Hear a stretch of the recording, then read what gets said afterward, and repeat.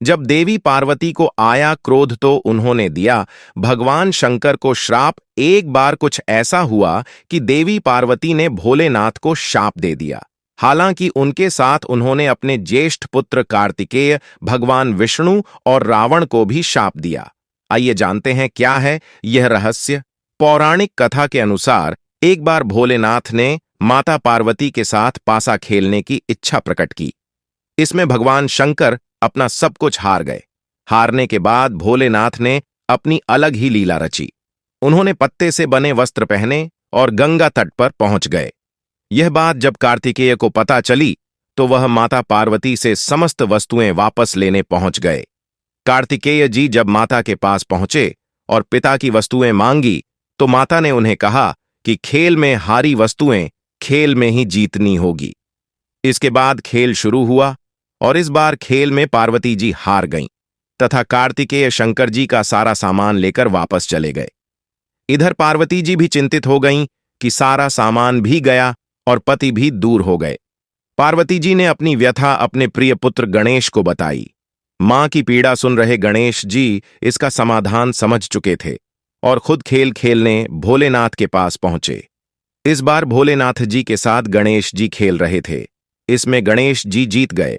लौटकर उन्होंने अपनी जीत का समाचार माता को सुनाया।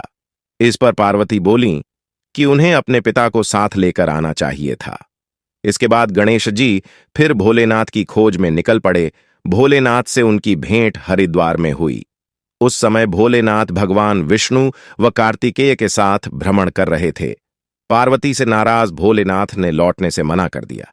भोलेनाथ के भक्त रावण ने गणेश जी के वाहन मूषक को बिल्ली का रूप धारण करके डरा दिया। मूषक गणेश जी को छोड़कर भाग गए। इधर भगवान विष्णु ने भोले शंकर की इच्छा से पासा का रूप धारण कर लिया। गणेश जी ने माता के उदास होने की बात भोलेनाथ को कह सुनाई। इस पर भोलेनाथ बोले कि हमने नया पासा बनवाया है। अगर तुम्हारी माता फिर से खेलने को सहमत हो तो मैं वापस चल सकता हूं। गणेश जी के आश्वासन पर भोलेनाथ माता पार्वती के पास पहुंचे और खेलने को कहा।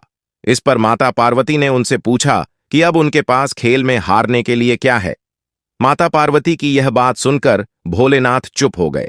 इस पर नारद जी ने अपनी वीणा उन्हें सौंप दी। इस खेल में भोलेनाथ हर बार जीतने लगे। एक दो पासे फेंकने के बाद गणेश जी सारी बात समझ गए। उन्होंने पासे के रूप में भगवान विष्णु का रहस्य माता पार्वती को बता दिया। यह सब सुनकर माता पार्वती को क्रोध आ गया। उसी समय रावण ने माता को समझाने का प्रयास किया, लेकिन उनका क्रोध शांत नहीं हुआ तथा क्रोधवश उन्होंने भोलेनाथ को शाप दे दिया। कथा के अनुसार देवी पार्वती ने भोलेनाथ को शाप दिया कि उनके सिर पर सदैव गंगा की धारा का बोझ रहेगा।